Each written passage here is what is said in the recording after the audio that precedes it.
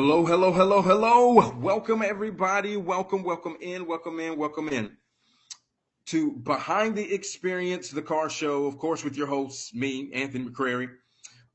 So this week, I want to shift gears. We were going to have our gearhead guy in, but of course, it's Halloween. We all have families, and he's out still trick or treating with his, which is absolutely fine. I just got in. I was the Joker this year. So I just got in from that as well. So he will be on next week. So what I decided to do, I'm going to shift gears, so to speak. And tonight, what we're going to talk about is going to be hybrids versus EVs. The reason why I decided to do this one is ultimately what I found. I ended up reading an article that said that hybrid sales were down 20% in May 2022 over this time last year. And I began to ask myself, well, why? The EV movement is something that's really kind of just started since COVID. And no matter what you may feel about that whole thing, whether it was a conspiracy theory to get EV started a lot quicker or what have you, that's a whole different discussion altogether. But when I saw that 20%, that's a pretty stark number, and it's a pretty big percentage of the marketplace. So when I saw this, I was like, man, I wonder what could actually have caused this, why people are not running to hybrids more than they are now EVs. Because right now people are running directly to EVs, or trying to anyway, in droves. I mean, the number of EVs now have probably doubled since COVID. And what I mean by that is people that are actually looking for them in the market for them, really trying to buy them at this point. So I guess what I did was I decided to do a little research and try to figure out why is this? Because I still can't figure out why anyone would be trying to go so hard on EVs at the moment, because again, I'm not an EV basher, I'm an EV realist. Meaning that the infrastructure for EVs fully is not there. The range on EVs isn't fully there. They're only going to go as far as their battery will take them. And ultimately, right now, you're looking anywhere between 300 to 400 miles. You know, so for me, where I live here in South Georgia, that's from probably here to probably about maybe Middle Tennessee. Well, let's just say you're going to California. You're not going to make it on one charge. I'm sorry. It's just not going to work that way. While the hybrid offers you the best of both worlds, although there are electrical components to it, there's still very much so gasoline components. And those gasoline components are what allows this vehicle to go a lot further. So the range is much further on hybrids. So again, the question is, why are people not, running in droves to hybrids? Well, what I found out is it's kind of startling, and even now it's still startling. So a lot of it comes down to price. Hybrids are expensive, and they always have been, partly because of the electrical components that are in them. They are a lot more complex because they must work in partnership with the gasoline engine, with the gasoline components, right? So unlike the EV, which is just strictly battery, the the hybrid must work in concert with the gasoline components of a vehicle. So with that, those components are more expensive. These vehicles are more expensive to maintain, and they're more expensive to fix for the most part. These components overall are more expensive. Well, okay. And then I began to ask myself, well, wait a minute. EVs right now are still pretty much, you know, for the most part, if you want a good one, they're still pretty expensive. So that to me isn't enough of an answer for me to be like, okay, this is why 20% of the hybrid market is gone. Well, I think a lot of it too has to do with what is going on legislatively. So the UK by 2030 is going to be off of gasoline, right? Diesel engines, gasoline and diesel engines in the UK will be gone. By 2035, they will kill off hybrids as well. So with that being said, I think the same thing is going to end up applying here in the States. Well, if that's going to be the case, we are looking at a very, very, very quick turnaround for these EVs to be able to increase range. We're looking for a very quick turnaround for these EVs to be able to have the infrastructure in place to be able to take people further and further along. We are looking at right now, and that's why you see all these car makers right now at this very moment. Every car maker is going to have at least one EV in their lineup. You don't believe me? They are now cutting and replacing vehicles to make room for EVs. Currently, Nissan is, if you do not know this is the last year for Maxima. Maxima is dead after 2023, and I promise you they're not going to make that many of them this year either, because they didn't make that many of them last year. So this is the last year Maxima will be made. Well, what is replacing Maxima? Well, Nissan is now going to be using its own EV kind of premium vehicle, because that's what Maxima was. It was a premium sports car, so to speak, right? So what's going to be replacing it is going to be the Aria. I know, right? Interesting name. Yes, so the Aria will be replacing the Maxima. Well, beautiful vehicle. It's going to have at least a 350 to 400 range.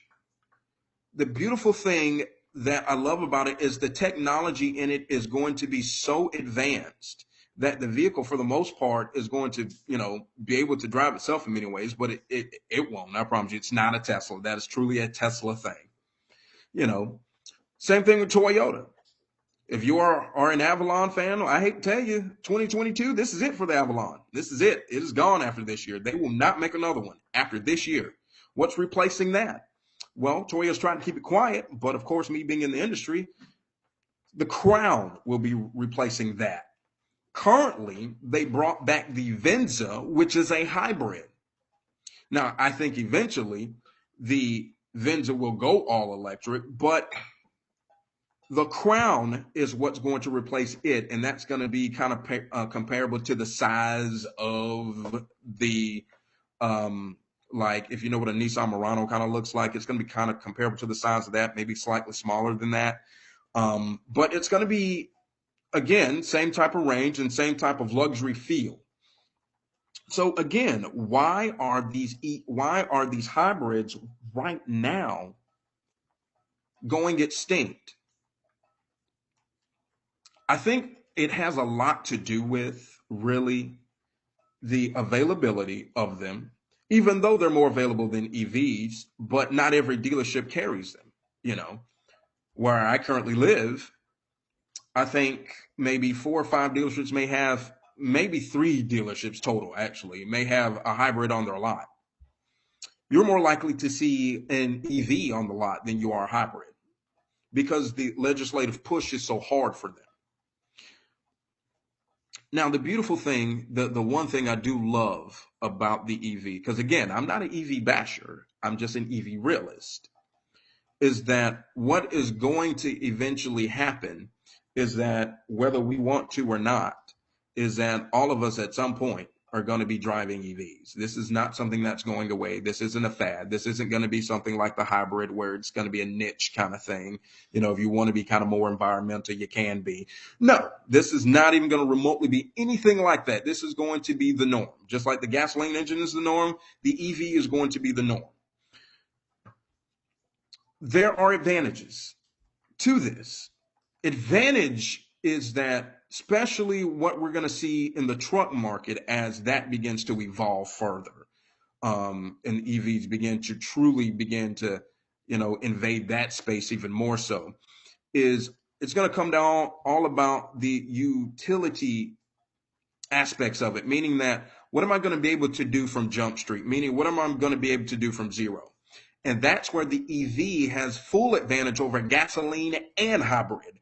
Because what an EV is able to do, it is able to gather its full on power from zero, meaning that it can have its full torque from zero. So if it has 400 pounds of torque, it's going to have that the minute you hit the gas pedal, excuse me, the minute you hit the pedal. I can't say gas pedal, but the minute you hit the pedal, you've got the full torque of that vehicle. It's going to have all its horses immediately.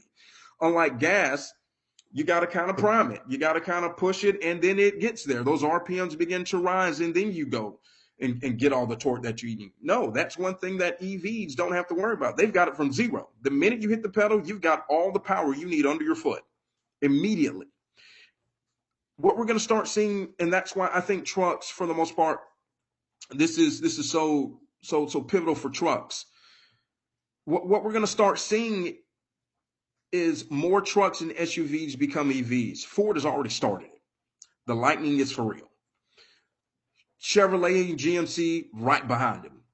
I saw a commercial the other night. GMC has their EV Denali Sierra, which, by the way, is gorgeous. It is absolutely gorgeous. It is going to be pretty expensive because GMC makes the most expensive truck on the planet. But this isn't going anywhere. Now, how can this be helpful to us? Well, for the time being, all we can do is sit and wait. And as they keep coming for our gasoline engines, what we have to do is educate ourselves on what we want to go with.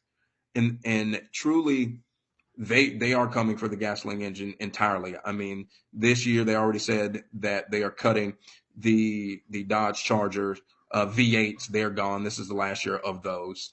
A lot of your automakers have already, when it comes to the sports cars, have already decided to go turbocharged 4-cylinder or turbocharged 6-cylinder. Even Toyota decided to take the Tundra in a completely different direction. Toyota decided that they are done with the V8 engine on their truck, and they now made it either a turbocharged 6-cylinder or a hybrid 6-cylinder. And that's just kind of where everything is going. But still, my question remains. Why are we jumping so far to the EV side before everything is in place for it to be part of regular life?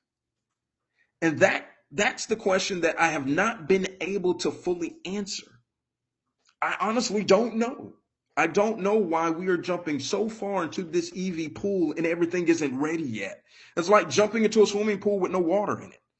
I'm not fully understanding that aspect of it when, for the most part, as a whole, we should be jumping from, okay, gasoline. All right, well, let's kind of make this hybrid thing more expansive so people can get used to this technology, used to, vehicles being more silent and not being able to hear them is loud or and all the other things that come with that. No, that's not what we're doing. The automotive industry is saying, and of course I believe it has everything to do with legislation, and I do think part of it they took full advantage of what COVID did. I'm just going to be honest with you. I think that's truly, now this is my opinion, I think that's exactly what happened. I think they took full advantage of what happened during COVID. Hey, holy crap, we know we're on a time frame of having to get gasoline engines out of here. COVID's the perfect time because everybody went home. There aren't vehicles being made. And right now, we have everyone's attention and eyeballs right now. So let's go ahead and take a shift and a complete turn and a complete 180 to this EV movement that we said wasn't going to happen until 2040 or 2050. Now let's go ahead and push it up 10 years. And that's, to me, kind of what happened. They took full advantage of it. And now here we are with every automaker starting next year, for the most part, having their own EVs. And most of them already do.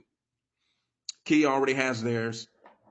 Hyundai already has theirs. Nissan's had theirs, but now since it's being pushed the way that it is, the Aria is going to be taking over the space of the Maxima. The Crown's taking over the space of the Avalon. So this is something that is here to stay. Well, my question then becomes, what happens to all of these gasoline engines?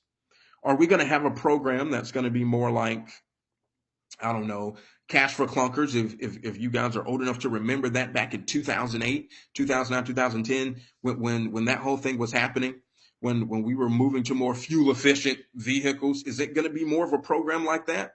Possibly.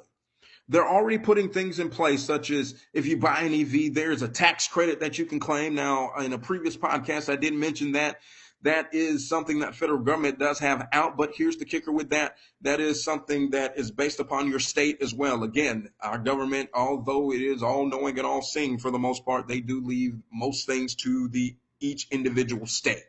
So that's going to be by case, state by state basis kind of deal on that. Also, are there going to be any improvements that you're going to have to make to your home if you go ahead and buy an EV? I saw a commercial the other night where there was a Tesla box being installed on someone's home.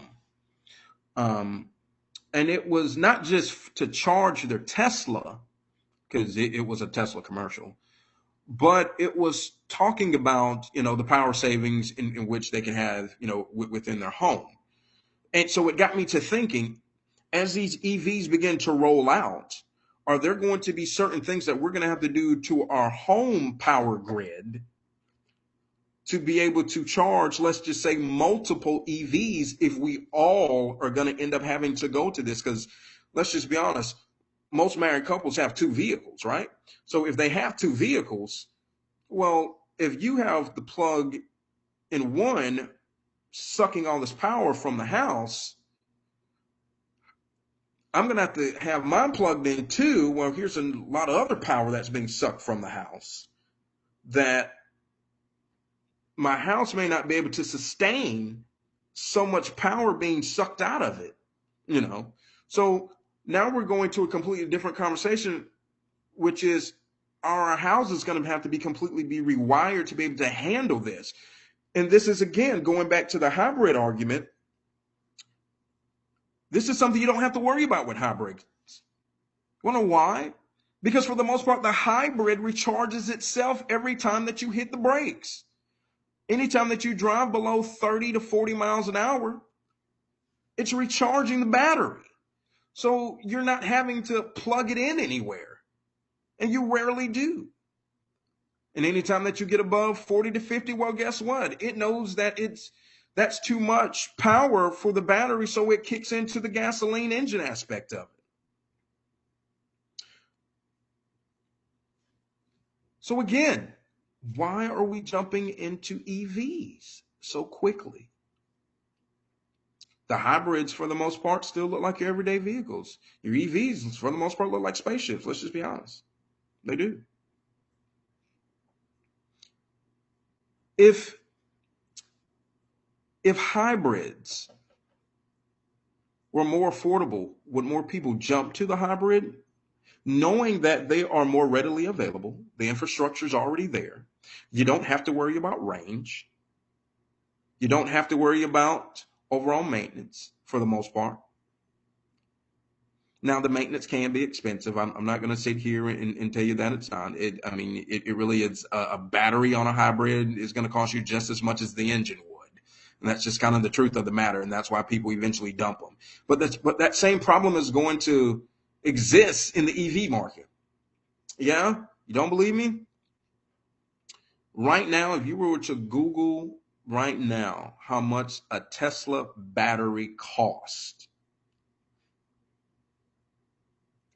you could buy probably a Kia Rio for that price. And that's no joke. When the battery is dead and it needs to be completely replaced, and I don't mean charged, I mean replaced from the manufacturer. And I'm not just talking about Tesla, I just mean EVs in general. You might well say the vehicle is totaled at that point in time because the batteries are so expensive. Now, I remember at one point in time where the warranties on these batteries were just crap, where, it was just a 5 to 7 year thing. And then after that, oh God, after the warranty went, man, it was just time to get a new one. Again, hybrids, for the most part, don't have those type of issues because it's not just relying on those batteries. There is a gasoline component to it. So if the infrastructure is not in place, if the range isn't there, if these vehicles aren't even plentiful, not to mention that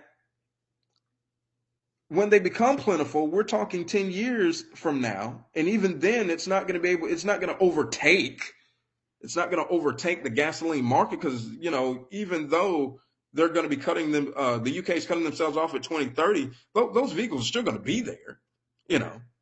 They're just saying they're not going to produce anymore after that. Why are we jumping so soon? Why now? And again, this isn't to bash EVs, because I'm not. I'm a realist. I'm an EV realist. There is nothing that I have seen, read, or researched that has given me enough hope right now at this very moment to jump on an EV where I'm confident enough that it's going to be able to do everything that I need it to do. Because even when it invades the truck market and completely takes over that, because it will, it's happening now. What's going to happen when you have to tow something?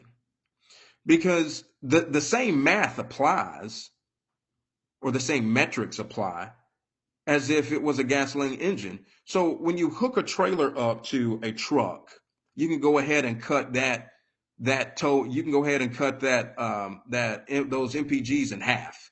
So something that Ram used to pride itself on is that, oh man, they get they are the most fuel efficient gasoline truck, right? They used to say, oh man, we get 30 miles to the gallon or 28 miles to the gallon, whatever it was, right?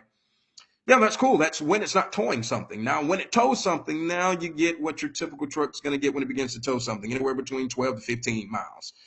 And if it's something that's heavier, it's going to get way less than that. So my thing is, when you hook something up to it, right? And let's just say the range, because I remember on this commercial, the Sierra Denali commercial, where it says the range is 350 miles. Woo, great, wonderful. Yeah, it is, until you hook something up to it. So now my range is going to go from 300, 350 down to 150. Is it going to go to 100 miles? Is it going to go to 50 miles? See, these are the questions that they're not asking. These are the things that they're not telling you, because that's the stuff that they don't tell you when you go buy a truck. They just tell you how much it's going to tow. Oh yeah, it tows 10,000 pounds. Yeah, but you're going to get 10 miles to the gallon too. The same thing's going to happen. So until they figure out how to take these massive batteries, because these batteries have to be even more massive in a truck, or you have to put more of them. If you can't make them larger, you got to put more of them, right? So until they are able to completely and totally figure out how to make this range work, I don't see why the jump has to be right now. I don't see it. It doesn't make sense to me, And that's exactly what I was thinking. Let's just say, because again, they're working on semi trucks right now. The trucking industry is a multi-billion, it's probably multi-trillion-dollar industry, because that's where we get all our goods and everything else, cross country and everything else, right? So I'm just talking on the small level of an F-150, F-250, Denali HD, 3500 or so. Never mind, we start getting into semis. How is that even going to work? We don't have the infrastructure. We do not have the range. There is nothing that I have seen until you can get something that is going to go at least 700 to 800 miles one way. It's not, especially when it comes to a truck, it's not going to be worth it. I'd say for a truck, you need to go 1,000, because a lot of trucks, they'll pick up one thing in the morning time, pick up something else by 2 o'clock, and good example would be, there's a trucking company here. They started here every morning in Valdosta. Every morning, right? Valdosta, about 4:30 in the morning. They go to Macon, pick up a load. From Macon, they shoot over to Tennessee. From Tennessee, they shoot back to Valdosta. It's a lot of mileage. It's a lot of mileage. Is a lot of mileage. Now, for those EV lovers out here, again, this isn't EV bashing. This is not. The driving that you may do, and I tell most people this, for those folks who have EVs, you're probably doing a lot of that driving in the city, where there are charging stations, where all those type of things are. For us here in rural, and I mean rural America, we don't see it yet because it has not made it out here yet. And I say yet because it is coming. But because it's not here yet, I'm not ready to jump on that bandwagon, even though they are already selling them here. There are 4 places in all of town you can charge your vehicle. 4. I live in a town with 100,000 people. 4 places in all of town. Now, living in a metropolitan area, or Charlotte, living in a Jacksonville, a Miami, LA, New York, those places, sure, there are charging stations probably everywhere. Not here. Not here in Valdosta. Sorry. And that's the problem. I think the way that we looked at this, and I think the way that our government looked at this, was from a backwards perspective. We didn't need to sell them to the folks who, in the cities. Duh. We know it's going to work there. Duh. The people that you need to convince are the folks that live where I live in the country, because this is still very much so farmland. This is still very much so, rural America. Those are the folks that you needed to convince. And then it brings me to this. Well, for these people out here in the farmlands and rural America, well, what about farm equipment? So tractors run on gas, tractors run on diesel, so are we saying that we're going to make those EVs as well? Okay, so what does that infrastructure look like? So are we saying that for farmers, are they going to have their own charging stations built in? Because, again, that's going to be a massive battery. That's not going to be something you can just, hook up to your house per se. And again, if you can, is that going to end up changing how your house is even being built?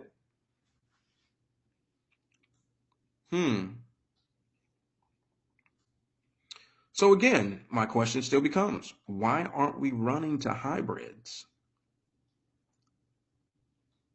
Although the time is still short on them, although the time is running out on them, there's still time. And that still gives all these, EV makers and these auto manufacturers time to get things figured out. Because the EV market isn't perfect. It's still very much so in its infancy. It hasn't even begun to scratch the surface of what it's going to be. So why jump so soon? And you notice I keep asking that because I'm wanting you guys to think, truly think. I don't want you to be convinced by the media or convinced by the commercials that you see. I want you to actually truly think for a moment. Why jump so quickly to something that is not even completely, totally ready? And on top of that, it's still very expensive. Most people can't afford EVs anyway. Teslas are not cheap. I promise you that Sierra Denali is not $30,000. Now, the Ford Lightning is affordable. I'm not going to lie to you. That Ford Lightning is pretty affordable. It's the most affordable EV truck I've seen. But the problem is, good luck getting one. So it goes back to speaking to inventory, speaking to they're not plentiful. So you may end up seeing that quote unquote market adjustment markup on those vehicles. And yes, that is a thing. Now, are there any advantages for having a hybrid right now? Yeah. There may be tax breaks to buy a hybrid. Again, the hybrid still offers everything that a gasoline engine would, just more fuel efficient.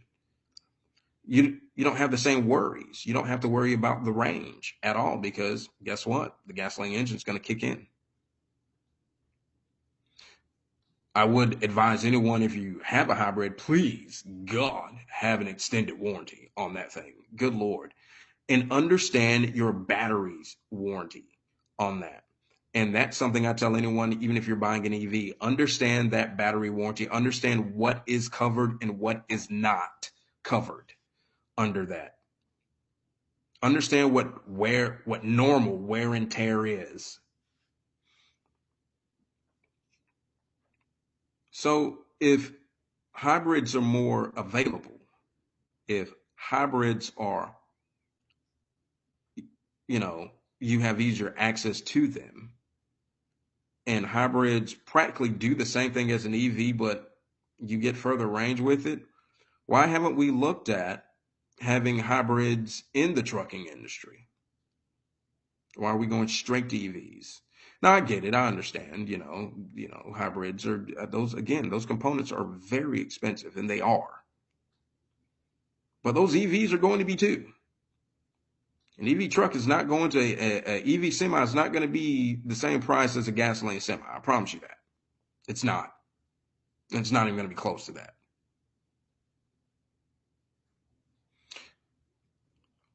So ultimately, what I want you guys to fully understand is that although the EV thing is happening, it is.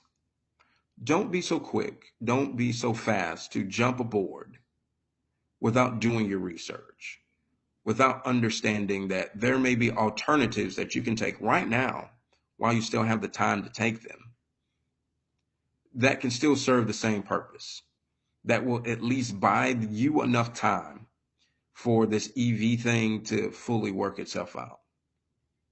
Because our country is getting ready to change, at least in the automotive sphere, very quickly. People don't think 10 years is people think 10 years is a long time. It's not. 10 years is not a long time, and we actually have less than that now, especially in the UK. Again, 2030, they're done with gasoline and diesel. 2035, they're done with hybrids. That's not that far away, people, because we are, a couple of months away from 2023. You're already seeing automakers completely change their whole lines into EVs. Like I said, Cadillac, their whole line's going to be EVs. Every Cadillac dealership within 40 miles of mine, and we used to be one, has closed their doors because they understand right now this isn't a thing. Now, at some point, as these EVs begin to evolve and grow and become more prevalent, what we will begin to see is technology grow along with them. Tesla is going to push every envelope it possibly can on that. I can go ahead and tell you that. Tesla is going to push every envelope it possibly can, and it already has. Yeah. So have you guys ever been on the interstate, seen a Tesla, right, and you see someone in the passenger side completely taking a nap and the car's driving itself? I have. That's the thing.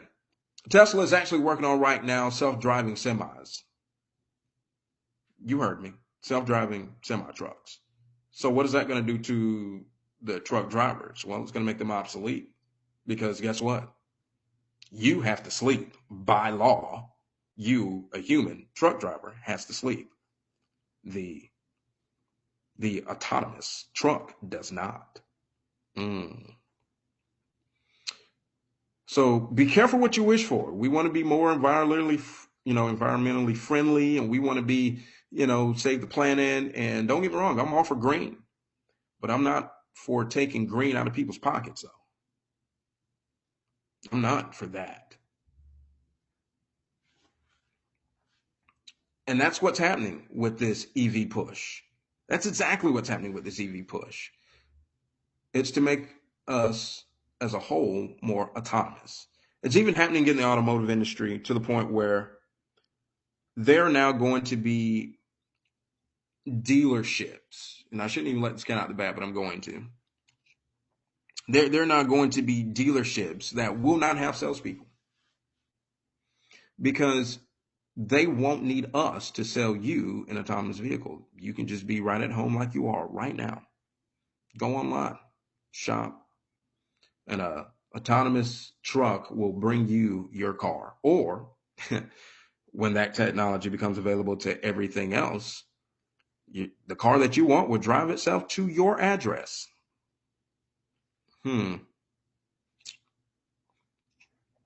Again, not EV bashing. We're going to save a lot of fossil fuel. We're going to be able to do a lot of great things. But are we really trying to be iRobot here? Are we really trying to go the route of the Terminator? I mean, we've seen this story. And for the most part, it does not have a happy ending, at least not for us. And this isn't to be science fiction. I know it's Halloween, so this isn't to be too science fiction. But it is to make you think. We've got electronic bicycles. We've got electronic motorcycles. We've got electronic everything that you can possibly think of with 2 wheels, 3 wheels, 4 wheels, 5 wheels. Doesn't matter. And again, I mean, as a matter of fact, they're working with public transportation right now to make electronic buses, trains, and completely autonomous, meaning no one's driving it. No one's steering it. It's all technological. It's all technology doing it. We have to be very careful about where we're going with this. And this is why I wanted to at least make you pause and think, well, if we're pushing so hard for EVs and we're pushing so hard for this type of technology, why are we not slowly progressing like we have done many other things? Slowly progressing into something so drastic, And again, with the push of the EV and autonomous driving and everything else, it makes you wonder about the drivers themselves, the actual employees. It makes you wonder about, well, what's going to happen to them? So are we really ready to risk that much for, that much of employment just for convenience? I don't know if I'm ready to do that yet. And I wish I was talking as if this was, 40, 50 years from now. I wish. No. We're talking within the next 10 to 15. The next 10 to 15, 20 years are going to be very different. This is what I imagine when everything went from steam to oil to gasoline to where we are now. This is what I imagine them having the same type of questions and begin to look at the world very differently. We are truly in the technology age. And this age is now coming a lot faster than we once thought it to be. With the way that we drive, because think about it, every car on the road now has safety features, right? Where the car actually has sonar to where it can see when you can't. Every new Nissan has, its safety shield, which is, front collision alert, automatic reverse braking, blind spot, lane departure warning. Some of them come with the assist part of it where it actually steers you back. Pro Pilot. Again, that's not bashing. That's good stuff, right? That's good stuff. That's good stuff. The problem that I ultimately see, though, with all of this is that when these vehicles no longer need us, and that's what Tesla's doing, because you can literally sit on the passenger side and it will drive itself. We've all seen it.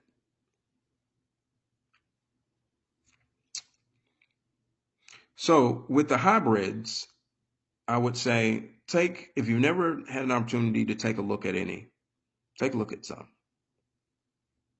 Yeah, it may hit your pocket a little bit more than you would like it to, but so are these EVs, because most of the affordable EVs are small anyway. Just going to be honest. Most of them are not going to carry a family of 5 comfortably. Take a look at some of these hybrids. The Toyota Sienna is a hybrid. It's a van. It's really nice. The Venza, it's really nice. It's a hybrid. Toyota Venza, it's really nice. It's a hybrid. It's comfortable. It's luxurious. It's a premium vehicle. And that's the beautiful thing about hybrids. Most of them are going to be premium vehicles. So it's going to give you that luxury feel without necessarily paying full-on luxury price for it. Now, some of them are, because, a lot of Lexus makes, and that's the beautiful thing I do love about Lexus. For the most part, every vehicle that Lexus makes has a hybrid counterpart to it.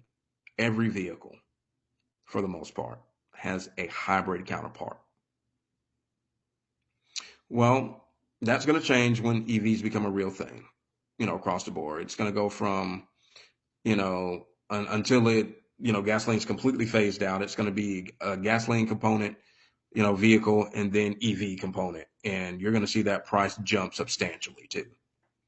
At least the hybrid component for Lexus is not a huge, massive, let's just say the Lexus RX 350 is, 50 grand, right? Well, the hybrid version of that is not 80 grand, It's going to go from 50, it may go to 58, maybe even 60. Now, 10 grand overall, the car math, 10 grand is $100 in payment. Excuse me, $200 in payment. Whole $200 in payment. That may be worth it to you. Well, if it goes from that to EV until EVs become more prevalent and more available, that jump is going to be substantial. It will go from 50 to 80. It will do that until they become more readily available. Until EVs become more dominant in the market, and they are coming because they're coming in droves now. Like I said, every maker now has at least one that they're putting out. Well, guess what? Over the next 3-4 years, you're going to start to see 2 and 3 at a time until the entire line has been replaced by them. And when that happens, that's when we will begin to see stabilization in that market as far as EVs are concerned. But by that time, the market will be the market. They're already priming us for it. With the slow contrition of gasoline vehicles coming in right now, we're seeing these market adjustment prices, and it's everywhere. It's absolutely everywhere. So this isn't something foreign. What's going to end up happening is they're getting your thinking up to where these EVs are going to be, right? So these EVs are going to be expensive. Well, not expensive, but for now, we're going to say expensive. Your average EV that's going to be, a decent size. I'll say this, a decent size EV, it's going to cost you anywhere between 45 to 60 grand. Well, what is your average, Frontier costing you? What is your average midsize truck costing you? Because there aren't any midsize vehicles on the road hardly, or inventory wise, You're seeing these market adjustment prices to where now, you know, a Camry is now 36 grand, you know, an Altima's 38 grand, you know, a Honda Accord is 37 grand. They're already getting your thinking up there. So when they switch it over and tell you that, hey, here's this Honda Accord EV, it's 50 grand. It's okay. You're already going to be adjusted to it because you've already come close to paying that anyway. Because remember, your Honda Accord, gasoline engine touring was already, you know, it was already 42. So it's happening now. It is happening right now. And we think it's completely and totally due to, you know, oh, it's inflation. It's this. No. That's part of the story. The other story is, yeah, there was an inventory shortage, but the other part of the story, because they are pushing the EV line so very hard, and they know that these vehicles are, for the most part, are not going to be affordable to your average, you know, unless you're going to buy the really small ones. But your average EV is not going to be affordable until the EVs have now, you know, dominated the market to where they have, you know, the majority share of the market. Until that time, they've got to get your thinking up. Well, how are they going to do that? They've got to adjust what you're already driving. They got to adjust that now. That's just simple economics. Now, this wasn't to scare you or to shy you away from any of these things. EVs are good. They are. But like I said, I'm not a basher. I'm a realist. We already have infrastructure in place for hybrids. So I say to you again, the next time that you're car shopping and you're not quite certain if I should jump on the EV bandwagon, think geographically, where do I live? Think geographically, where do I travel? Think, am I really ready for an EV? And if you can't check mark every last one of those and you can't put it in your mind to why I really should do an EV, think of a hybrid at that point in time, because it's going to give you the best of both worlds. It's going to give you all the range you could possibly ever want. It's going to show you what driving an EV is going to be like, at least until you hit about 40 miles an hour. It is going to be more fuel efficient. You're not going to have to worry about plugging it in everywhere because the battery is regenerative because of the braking systems that are in it. And again, they look like what you are already accustomed to driving. All your EVs do not. For those folks who gotta have a truck, hey, I gotta have a crew cab truck, I think you need to think a lot longer and a lot harder, especially if you are someone who actually uses your truck to tow, to pull, to haul. You really need to truly think about that. Because again, you know what happens when you hook a full trailer up to your truck now. You know what happens to your gas mileage. The same, just because you have more torque and the full torque of the truck from zero with an EV, your range, though, you know your range is going to change. You're not going to get 300 miles. You're not going to get 400 miles. It can't, because it's pulling more weight. Just simple math is going to tell you that. Because simple math says it with gasoline. You're not going to get 20 miles to the gallon pulling a full load. You're not. I think that we need to take a step back and we need to slow down, and we really need to truly think about jumping on this EV bandwagon. Because at the end of the day, who is it serving? Is it serving your interests? Because at the end of the day, a vehicle is supposed to serve your interests, not Washington's, not California's, not New York's, not Texas, but your own personal interests. If it's not serving any of those, if it's not serving your interests, why serve someone else's? Because right now, an EV for me right now is not serving. It's not serving my own interests because even in my own town, I don't have the infrastructure, or at least an infrastructure that satisfies me. 4 charging stations in a town of 100,000 people, it's not going to work. And I'm pretty sure if I go, because for those of you who've been to Texas and driven across Texas, there's a stretch of Texas that says the last gas station for like 100 miles, 150 miles, 200 miles. I wouldn't want to be caught in an EV going across that knowing that I got half a battery left. You can't, you can barely get through that on a full charge. Because again, most of your EVs are only 300, 350, maxed out 400. Mm-mm. If you can't cross an entire state in your EV, what's the point of having it? From where I live currently, Miami is about 8 hours. That's 400 miles. I can't even get there fully without stopping in an EV. If you can't do that, to me, there's not a point. It just looks cute. It just looks cute to have one. I think we need to take a re-examination at hybrids. I do, at least for the time being, to hold us over. Because going straight to gasoline to EV at this moment, again, in my opinion, does not make sense. Because where I live and where most of you live, the infrastructure isn't in place. As a matter of fact,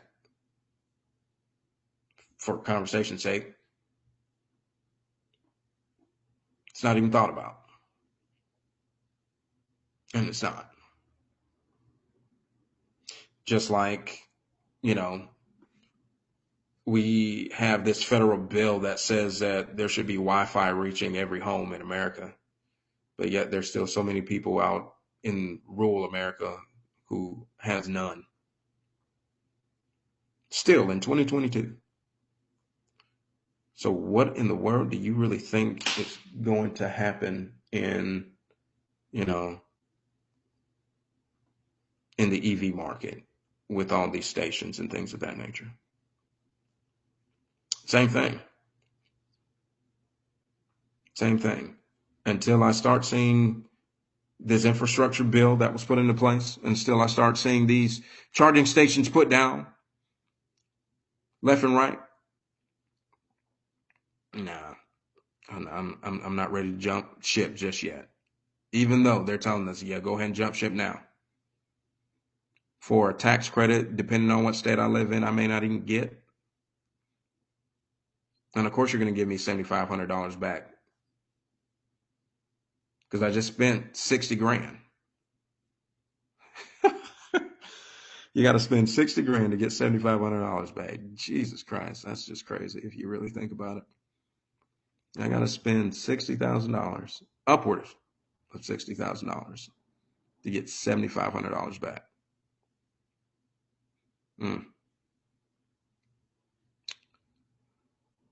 So for me, I'm going to hang on to my gasoline engine for as long as I can, move up to a hybrid. And once they get the bugs and everything else worked out and get a stronger infrastructure, I'm going to leave EVs on the shelf. Again, I'm not bashing. I'm just saying as a whole, we are not ready as a country. Because it makes you think, well, if the infrastructure is not in place, well, again, I always say this last, well, what about the grid? They have rolling blackouts in California. Even in 2022, they still have it because there's so many people on their grid. If we go completely and totally electric, do we really think that the grid is going to be any better? I've not heard not one thing where someone said that they're working on the grid to prepare for this EV movement. I've not read, and I'm very well researched, I'm in the industry. I've not read anything that has said that they are preparing the grid for this.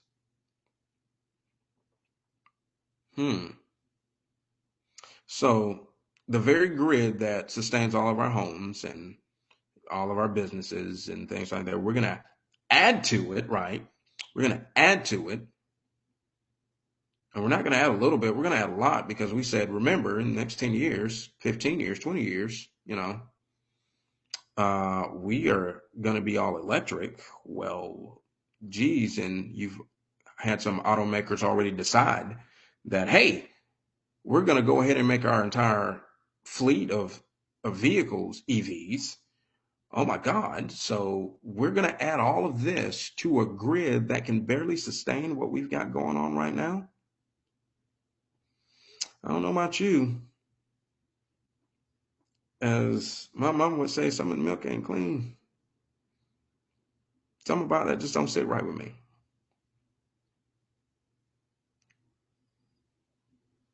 So I ask you again, why are we pushing so far for EVs when we're not ready yet? I just wanted to leave you guys with that thought.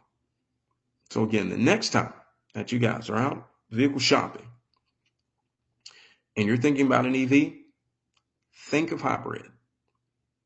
At least ask about a hybrid. And you might be pleasantly surprised that a hybrid may fit your needs as of now better than an EV would. Hybrids aren't going to die off for a while. They've got a little bit longer than the gasoline engine for the most part, unless they do something drastic. Because they're coming for your diesel engines. That's going to start next year. Dualies, HDs, all that stuff. Cummins engine, all that stuff's gone. Starting next year, they're going to start killing it off. The Nissan Titan diesel went to 2020. It died in 2020. The Titan itself will die next year. So they're coming. They're coming for all of them. So the next time that you're out searching for a vehicle, think hybrid. At least think about it. Think about it. So for more like this, for more information, I want you guys to go to themccrearyexperience.com. You can follow me on Facebook at The McCreary Experience. You can follow me on Instagram at The McCreary Experience. This has been Behind the Experience, the car show with Anthony McCreary. You guys have a wonderful evening, and I will see you guys next week. Peace.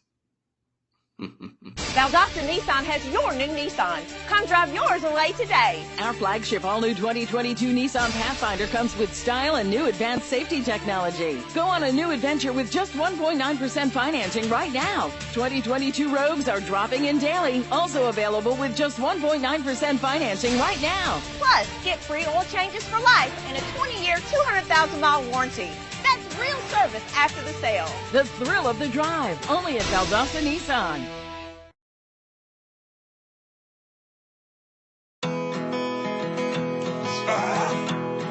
This place that I call. I don't want to explain it to her.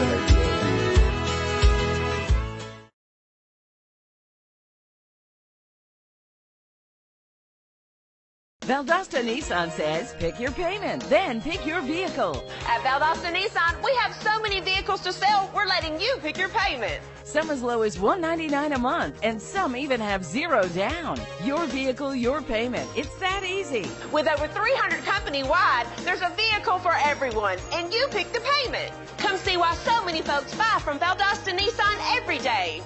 All day, every day, Valdosta Nissan has your best deal.